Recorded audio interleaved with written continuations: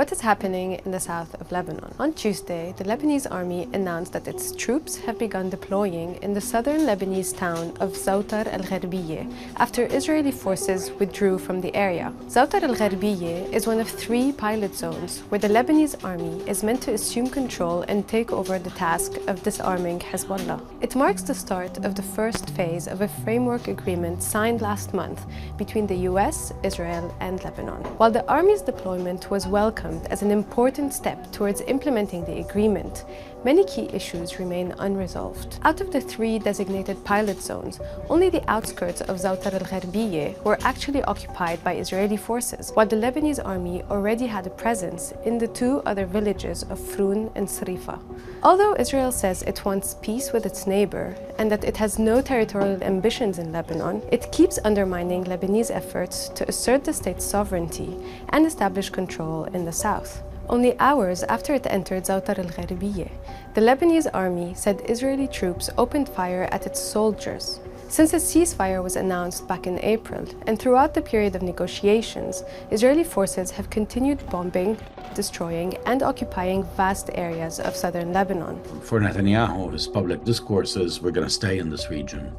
Occupation is long-term, and we are gaining from the Lebanese government. They see the security through the prism of occupying and ethnically cleansing a whole strip of land 10 kilometers deep on the borders with Israel.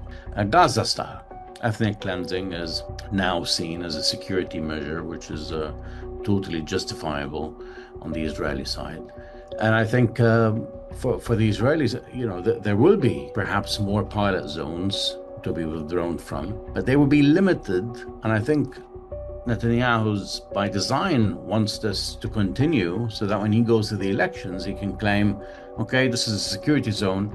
No one is going back. There's also the issue of who will verify that the Lebanese army has cleared the pilot zones of Hezbollah's weapons. Israel and the US have rejected the proposal to have the UNIFIL conduct inspections, while both Lebanon and Israel are pushing for their respective armies to be responsible for that task. A proposal is now being floated to have Italian soldiers deploy in the area to supervise the removal of weapons. As for Hezbollah, the group has repeatedly rejected direct talks and the agreement with Israel. في نهاية المطاف هذا الاتفاق لن يمر منه أي بند ولن تستطيعوا أن تفعلوا شيئا. It refuses to disarm as long as there is no detailed timeline for the withdrawal of Israeli troops. But the framework agreement signed in June makes Israeli withdrawal conditional on the Lebanese army's performance in dismantling and disarming Hezbollah's capabilities. Confronted with this chicken and egg situation, the Lebanese state is pushing for the US to pressure Israel into withdrawing from more significant areas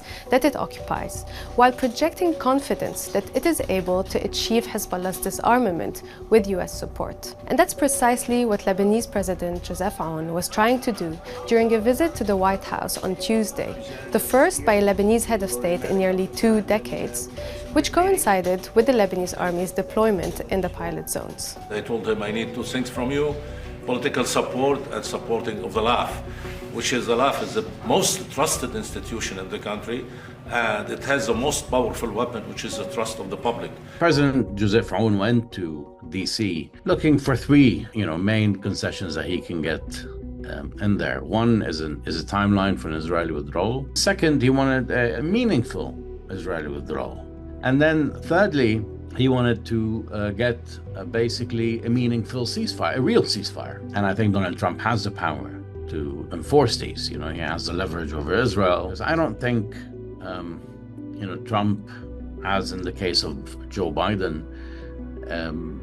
is ready to do this because it will cost him politically. And what we're seeing now, because the US is shying from pressuring Israel to deliver on withdrawal and concessions to this particular government, which is supportive of transitioning from Hezbollah state of Hezbollah arms into a new reality, they're wasting this historical opportunity. A day after the Lebanese army announced it had entered the pilot zones, Prime Minister Nawaf Salam visited Zawtar al-Gharbiyeh. He planted a Lebanese flag amid the town's rubble and reiterated his government's pledge to secure Israel's withdrawal from all of Lebanon. But like thousands of Lebanese from the south, Zawtar al-Gharbiyeh's residents are still waiting to be allowed to return to their homes. That's a step the Lebanese state desperately needs to show that the path of negotiations it has adopted can lead to tangible results.